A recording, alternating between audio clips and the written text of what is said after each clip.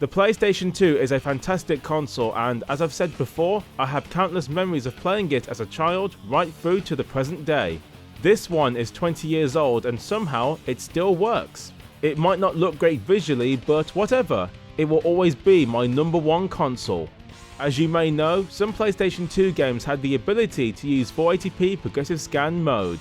This means the picture could be scanned in one go, just like the film cameras of yesteryear. 480i or 576i for power regions is known as interlaced. This means two separate fields were drawn together in quick succession in order to produce a moving image. Today then, I'll be trying a couple of games in both 480i and 480p to see if there's any significant difference between the two modes. Hopefully, we'll be able to find out if 480p really is worth using when available. I'm using emulation to find out today, and AetherSX2 will be our emulator of choice. I've used the software mode to help us get the most accurate results possible. Let's go! Black is first, and this first-person shooter is very underrated. Yes, it sold well, yet no one really talks about it. Anyway, the visuals even in 480i look pretty solid. You may notice a blurring effect, and that's the deinterlacing happening on screen. I'm using the blend type and you can see a ghosting effect. Not the best, but it'll do. That's 480i. How does 480p look? Wow, quite a difference. The picture is sharper, the blur or ghosting is gone, and it looks different in motion too. Side by side, the difference is very dramatic to behold. Criterion really did a great job making it worthwhile to use the 480p mode.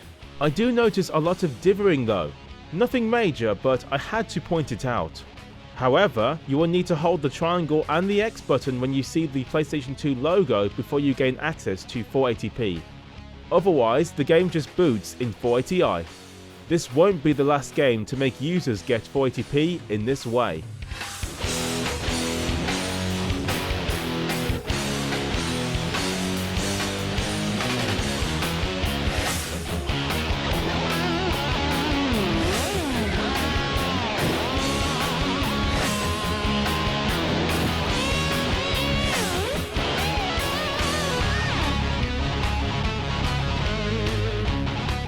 The Simpsons Hit Run works the same way for its 480p toggle. I had no idea this game had 480p support. But how does it look? Here's 480i. Here's 480p. The difference is pretty apparent, with 480p clearly looking clearer and far less blurry in motion. However, there's dithering if you look closely, and the picture might look more aliased compared to 480i. I'd have 480p any day, so these minor issues don't put me off. You folks let me know if you feel differently about this.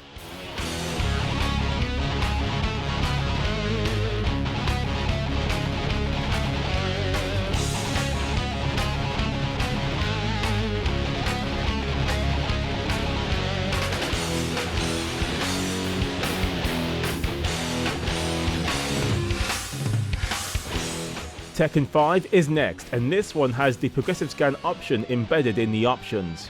A nice easy way to enable 480p. So let's see the difference between the two. As expected, by now you know the drill. However, the one thing that stands out is how aliased the 480p option is. It looks over sharp to me. Maybe a slight blur would have looked a tad better. Still, 480p and a sharper picture wins for me personally. You might have a different opinion, so let me know which you would pick for Tekken 5.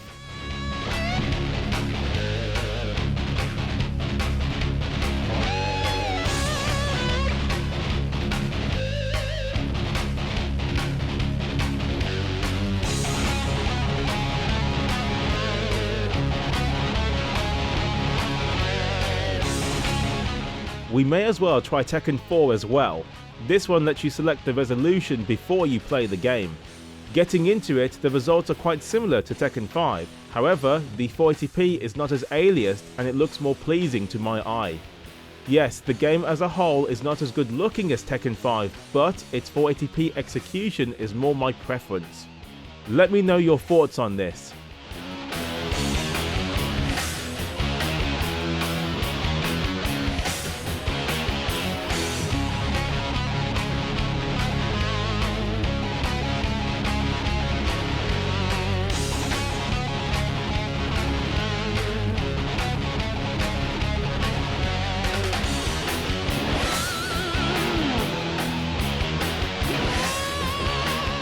Guilty Gear XX has 480p, but you need to hold triangle and X before the game starts to access it. How does it work? Well, here's 480i. And now 480p. I mean, the changes are pretty dramatic. Look at that difference! The 480p is so sharp, it really makes me wonder if it's actually 480p. It looks more like 720p to me. Once the picture moves, well, the winner is clear to me. I love Guilty Gear, and this game with the 480p still looks brilliant today.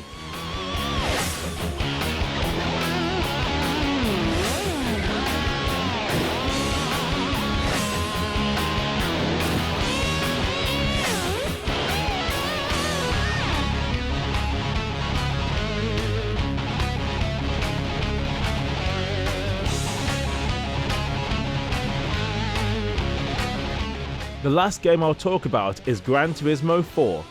The NTSC versions have both 480p and 1080i as resolution options, although the menus all work at 480i only.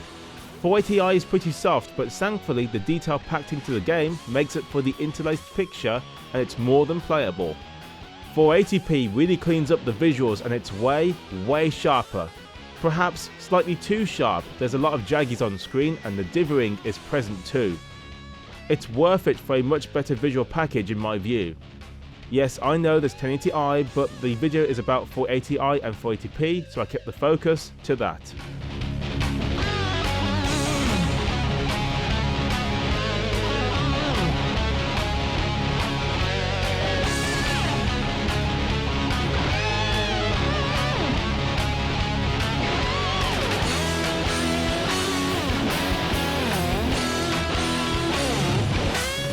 Alright, I checked out a lot more games for today's video. Check them all out in the montage coming up, and I'll see you at the end.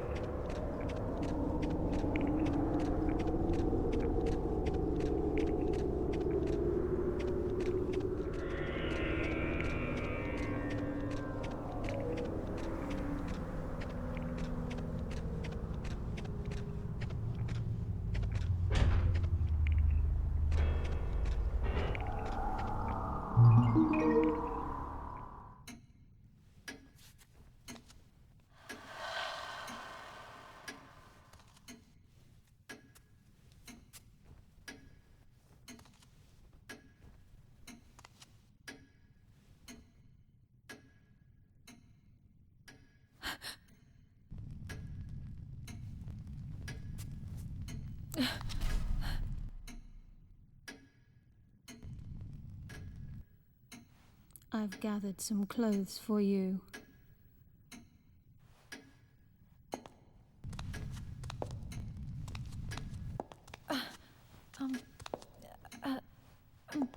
Wait! Don't go.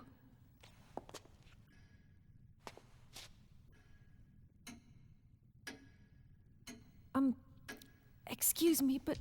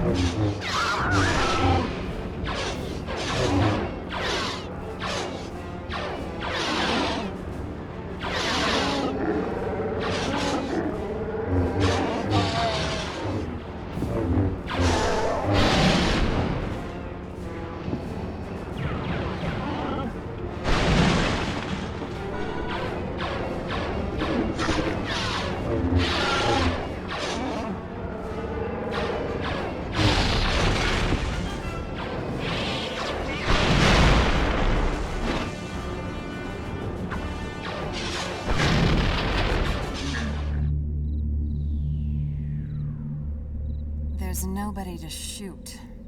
There's you. Exactly. I mean, a bunch of shadows. Hey, keep the gun away. So what is this place? Read the sign. Yeah, what I meant was, what are we... I know what you meant.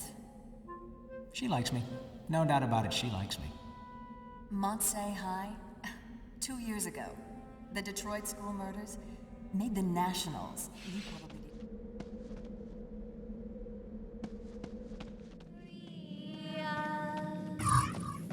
Down here, I guess.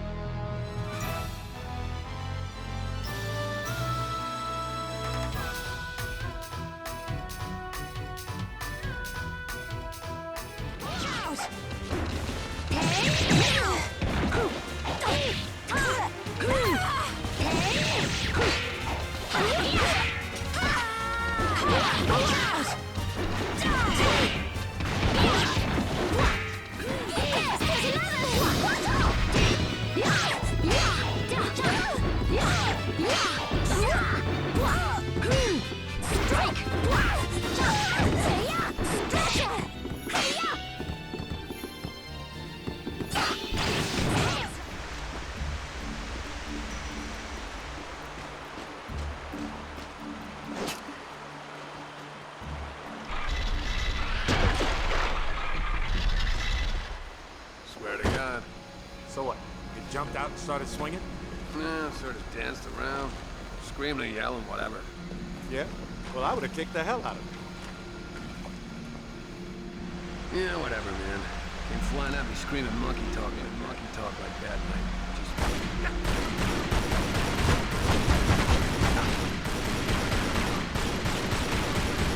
Are these guys? The question is, why go to this much trouble to guard some ruins? Quite.